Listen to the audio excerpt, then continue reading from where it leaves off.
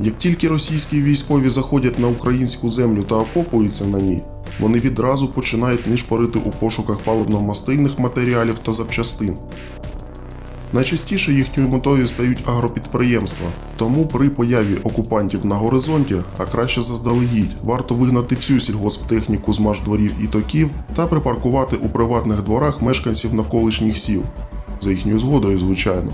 З досвіду нашого фермерського господарства, якщо окупанти знаходять техніку в ангарах і гаражах підприємства, вони автоматично вважають її нічийною або комунальною власністю. Гаряче вітання творцям радянської ідеології колективізації. І одразу починають розкрадати, уганяти або розбирати на запчастини. До припаркованого в приватному сільському дворі комбайна ставлення росіян трохи скромніше. Якщо люди кажуть, що це їхня особиста техніка в єдиному екземплярі, буває, що й не чіпають. На жаль, наше господарство розташовано дуже близько до російського кордону. Ми банально не встигли щось вдіяти, через що технічний парк був відмародерений вщент. Викрали всі КАМАЗи, одного білоруса, а ще Т-150К і декілька тракторів американського виробництва. Зрешти машин познімали все. Від коліс до моніторів автопілотів, від акумуляторів до автомагнітол, всі наші майстерні пусті. Російські військові поцупили всі інструменти та запчастини. Все, що має хоч якусь цінність, вони вкрали. Щодо цивільних транспортних засобів, то все, що може їздити, вони заводять і викрадають. Все, що не придатне для експлуатації, розшматовують по деталях. З сусідніх районів, куди росіяни зайшли з самого початку, вони вже перегнали всю сільгосптехніку до Білгородської області. Фермери-власники досі з болем спостерігають за її переміщеннями завдяки GPS-трекерам. З адміністративних будівель, тих самих бухгалтерів, росіяни виносять всі комп'ютери, оргтехніку, меблі. Отже, я наполегливо рекомендую перегнати техніку заздалегідь, бо працівники ферми, які залишилися в строю, зі зрозумілих причин не завжди погодяться робити це під носом у наступаючих окупантів. Люди та машини у разі приходу російських військових повинні заздалегідь перебувати у безпеці. Безпека, звичайно, дуже умовна, але життя і здоров'я кожного співробітника ферми у пріоритеті. Розграбовані. Дуже дивно, але з наших мішків з аміачною селітрою окупанти будують свої блокпости. Після Рудого лісу ми зрозуміли, що вони погано вчили хімію. А 260 тонн касу, який був придбаний нами восени за 24 тисячі гривень тонна, вони просто злили в землю, порізавши ємності для зберігання. Ще на власних складах на території підприємства зберігалася певна кількість комплексного добрива європейського виробництва. Проте що з ним зараз, не маю жодного уявлення. Тож я знову раджу фермерам завчасно сховати добрива, насіння, зерно десь у приватних сараях навколишніх домогосподарств. Звісно, що росіяни можуть легко винести все звідусіль, але так трошки більше шансів врятувати фермерське майно. У деяких районах вони роздають людям вкрадене в місцевих аграріїв зерно під виглядом гуманітарної допомоги. Ми мали теплі склади, де зберігався увесь наш насінневий матеріал на 400 тисяч доларів. І не тільки наш, а всієї аграрної спільноти прилеглих районів. Ми там тримали посівний матеріал, соняшник і кукурудза, для площі більше 3000 гектарів. Проте всі ці склади згоріли після обстрілів. Ми спостерігаємо, що у діях окупантів дуже мало узгодженості. Сьогодні зайшов один підрозділ, відмародерив наполовину і пішов. Налагоджувати побут вони навіть собі не налаштовані. Наступного дня заходять наступні, продовжуючи пограбування. Але попередники, скажімо так, не сильно дбають про своїх колег, нічого їм не залишають. На практиці за гасло «своїх не кидаємо» якось не дуже добре працює у рашистів.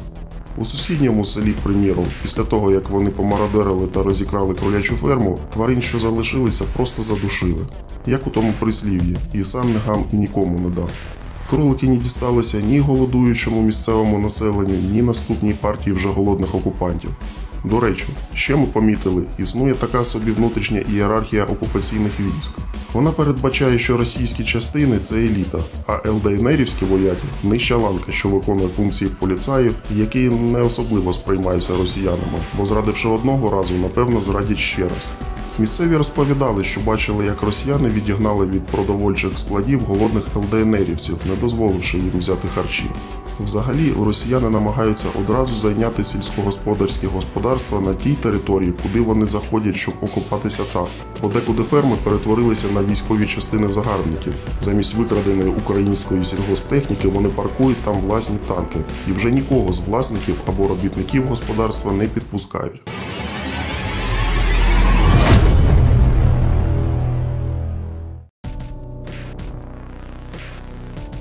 кажуть, що окупанти дозволяють функціонувати лише тим господарствам, власники котрих співпрацюватимуть з окупаційними адміністраціями. Ці питання треба узгоджувати за вигаданою ними самими процедурою, писати якісь заяви до їхньої комендатури. Певно, вони хочуть, щоб українські аграрії працювали вже на російську економіку, чи просто під флагом РФ, чи якось так. Загарбники, що й там казати. На питання селян та фермерів, де взяти пальне для посівної, де нам купити добрива або насінневий матеріал, який не встигли придбати або який було знищено, відповідають, що це не їх проблеми.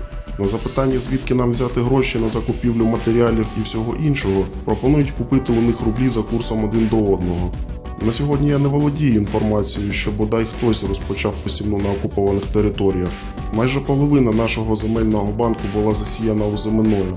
Напевно, вона якось зійшла. Від рашистів ще ми чули таку фразу: до осені ви навіть не сподівайтеся виходити в поля. Що вони мали на увазі, невідомо. Ми ж сподіваємося, що вони зникнуть з нашої землі набагато раніше. Але той факт, що наші поля всіяні мінами та снарядами, що не розірвалися, дуже бентежить. Забагато ризиків для людей, що мають працювати в полі. Зрозуміло, що до повного розмінування території жоден комбайн не вийде працювати. Зазвичай середні та крупні фермери відіграють помітну роль в житті села. Це ті люди, що мають певний вплив на громаду. Щоб схилити на власний бік місцеве населення, рашисти влаштували справжнє полювання на власників сільськогосподарських підприємств, щоб прогнути їх, знайти їх ахілесову п'яту і змусити співпрацювати. Аграрії це знають і розуміють, тож багато хто виїхав з району бойових дій. Взагалі в тих районах дуже небезпечно для кожного українця. Окупанти повністю глушать будь-який зв'язок і розповідають людям, що Київ, Харків, Одесу вже захоплено, що час переходити на бік росіян. Спочатку селяни крадькома підіймались на пагорби, намагаючись спіймати сигнал вітчизняних мобільних операторів, але рашисти почали погрожувати розстрілом за це. У деяких селах люди вже місяць не бачили хліба. Люди розповідають, що на одному із складів вціліло трохи зерна, а на тамтешній фермі був невеликий млинець. Селяни звернулися до окупантів з проханням дозволити запустити його, щоб намолоти муки для хлібу, на що росіяни відповіли підривом того млина. Також були вщент зруйновані нові тваринницькі комплекси на 1-2 тисячі голів. Втрати українського агро, на жаль, космічні. Треба починати з ревізії, створивши відповідну комісію, яка могла б порівняти баланс підприємств станом на ранок 24 лютого та в день нашої перемоги.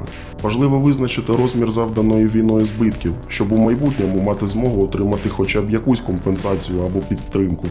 Так, оборотні кошти наших підприємств, які ми вже вклали в землю, це приблизно 80 мільйонів гривень, за вирахуванням орендної плати, звісно.